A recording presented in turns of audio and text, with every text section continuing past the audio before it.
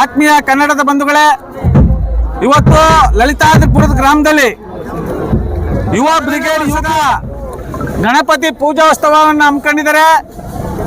ಈ ಯುವಕರಿಗೆ ಆ ಭಗವಂತನ ಅನುಗ್ರಹ ಲಭಿಸಲಿ, ಯಾವುದೇ ರೀತಿ ವಿಘ್ನಗಳು ಬಾರದಾಗೆ, ಅನ್ಯಾಯಗಳು, ಅಕ್ರಮಗಳು, ದೌರ್ಜನ್ಯಗಳು ಕಂಡು ಬಂದಂತ ಸಂದರ್ಭದಲ್ಲಿ ಈ ಯುವಕರಿಗೆ ನಿನ್ನ ಸತ್ಯ ದೊಡ್ಡ ಮಟ್ಟದಲ್ಲಿ ಹೋರಾಟ ಮಾಡಬೇಕು. ಇವತ್ತೇನು ರಾಜಕಾರಣ ಕುಲಗೆಟ್ಟೋಗಿದೆ, ಈ ರಾಜಕಾರಣದಿಂದ ಯಾವ ಯುವಕರಿಗೂ ಉಪಯೋಗ ಇಲ್ಲ. ಯಾವ ಈ ಮೂರು JCB ಪಕ್ಷಗಳು ಯುವಕರನ್ನ ದುರ್ಬಾಯಿದ್ದಾರೆ. ಇಂಥ ಯುವಕರಿಗೆ ಭಗವಂತ ವಿಘ್ನೇಶ್ವರ ಆರೋಗ್ಯ ಭಾಗ್ಯವನ್ನು ಕೊಟ್ಟು ಅವ್ರಿಗೆ ಪ್ರಶ್ನೆ ಮಾಡುವಂತ ಶಕ್ತಿ ಇವತ್ತು ನಮ್ಮ ಯುವ ಶಕ್ತಿಗೆ ಬೇಕಾಗಿದೆ. ಆದ್ದರಿಂದ ಲಲಿತಾದ್ರಿಪುರದ ಗ್ರಾಮದಲ್ಲಿ ಯುವಕರು ಏನು ಇವತ್ತು ಮೊದಲೇ ವರ್ಷದ ಗಣಪತಿ ಪೂಜಾ ಕಾರ್ಯಕ್ರಮ ಹಮ್ಮಿಕೊಂಡಿದ್ರಿ. ಆ ಭಗವಂತನ ಅನುಗ್ರಹ ನಿಮ್ಮೆಲ್ಲರಿಗೂ ಲಭಿಸಬೇಕು.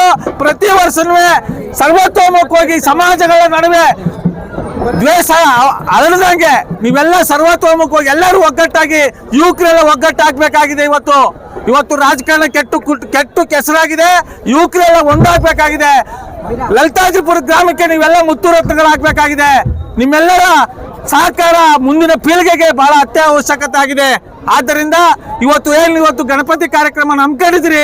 ನೀವೆಲ್ಲ ಸರ್ವತೋಮುಖವಾಗಿ ಅಭಿವೃದ್ಧಿಯತ್ತ, ಭ್ರಷ್ಟಾಚಾರಗಳ ವಿರುದ್ಧ ಧ್ವನಿ ಎತ್ತೋದ್ರ ಮೂಲಕ ಯುವಕರು ದೊಡ್ಡ ಮಟ್ಟದಲ್ಲಿ ಬೆಳಿಬೇಕು ಅಂತ ನಮ್ಮ ಮೈಸೂರು ದೇವತಾ ಕನ್ನಡಗಳ ಎಲ್ಲ ಯುವಕರಿಗೂ, ಹಿರಿಯರಿಗೂ, ಅಕ್ಕ ತಂಗಿಯರಿಗೂ, ಅಣ್ಣ ತಮ್ಮಂದಿರಿಗೂ, ನನ್ನ ಎಲ್ಲ ಬಂಧು ಬಾಂಧವರಿಗೆ, ನನ್ನ ಎಲ್ಲ ಗ್ರಾಹಕ ದೇವರುಗಳಿಗೆ ಆ ಭಗವಂತನ ಅನುಗ್ರಹ ಲಭಿಸ್ಲಿ ಅಂತ ಹೇಳ್ತಾ ನನ್ನ ಮಾತನ್ನ ಸಮರ್ಪಿಸ್ತಾ ಇದ್ದೀನಿ.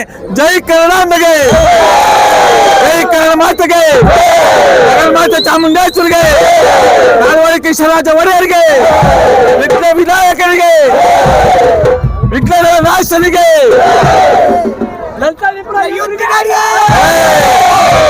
ಮಾತಾಡ್ತೀರಾ?